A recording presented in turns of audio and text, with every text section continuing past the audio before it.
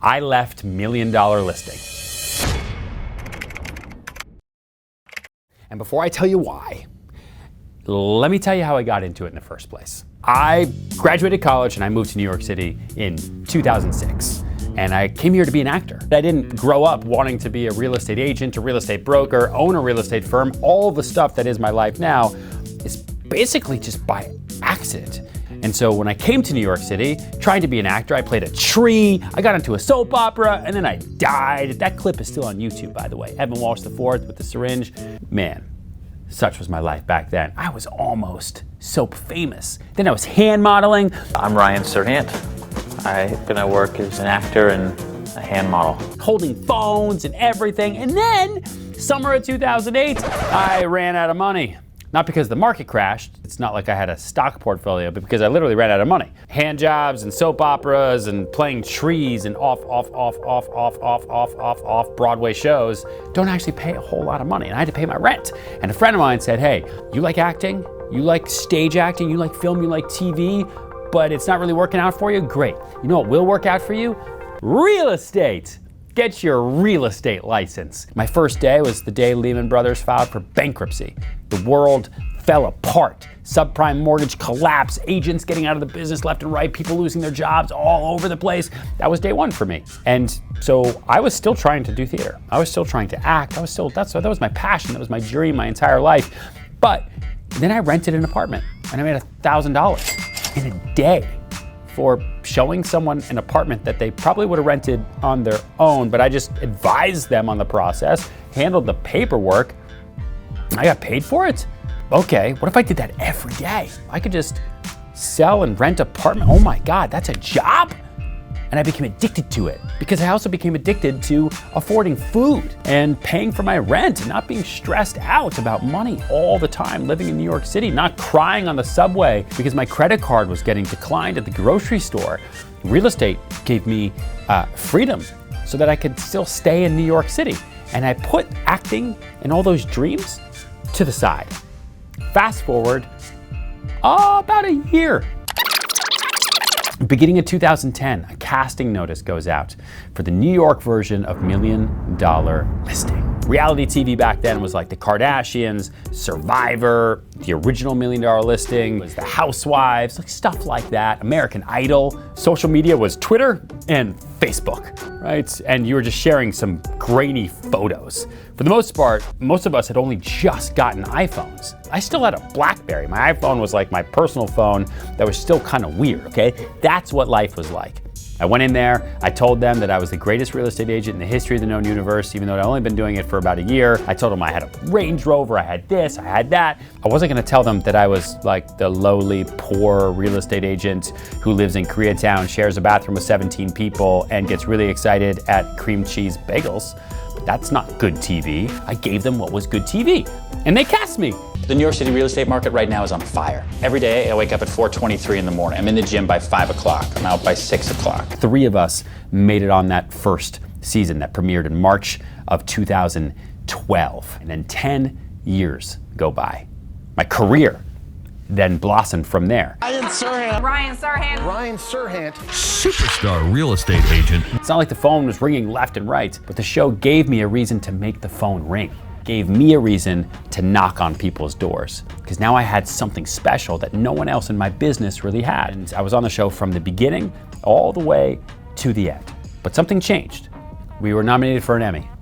And then we were nominated for another Emmy. And then I got married on TV. And all of these life moments and everything, real estate deals, life, the drama, everything on this massive show that was getting watched by 25 million people around the world. Instagram came out, video came out. All of a sudden, everyone was on mobile. YouTube started growing and blowing up, and the world started changing. Netflix went from DVDs to streaming. Amazon had streaming. And what is Hulu now isn't just reruns of Simpsons and random shows from Fox. All of a sudden, there's so many other places to get content as we have now, right? Now it's like on steroids. But even in 2015 and 2016, I saw that there was a big change. At that exact moment, I set up Serhant Media Group, and I brought in my own content team. And I said, one day, TV is gonna be different. $1 million listing may not be there anymore. I want to be able to control the narrative, and I sell through content. We are content to commerce for over the last decade, and I wanted to control that. That is now what you all know as Serhant Studios, for those of you who have been following my career.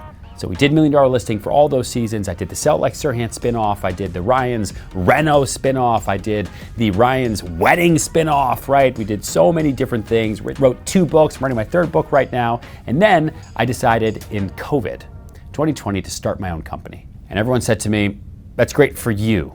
What does that mean for TV? What does that mean for realtor Ryan Serhant that runs around in teddy bear outfits and dresses up like a corn on the cob to sell homes with cupcakes? I think my life is gonna be a bit different now, but I have to make this major life change. I've got to do this for myself. I've got this amazing moment right now. I need to start my own business. I'm an entrepreneur from the start.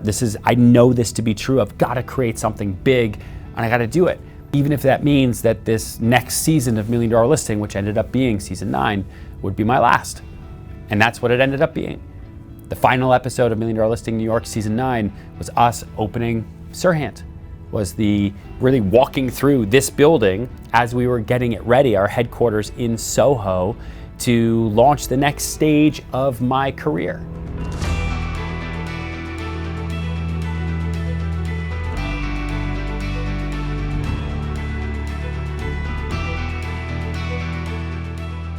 So, why did I leave the show?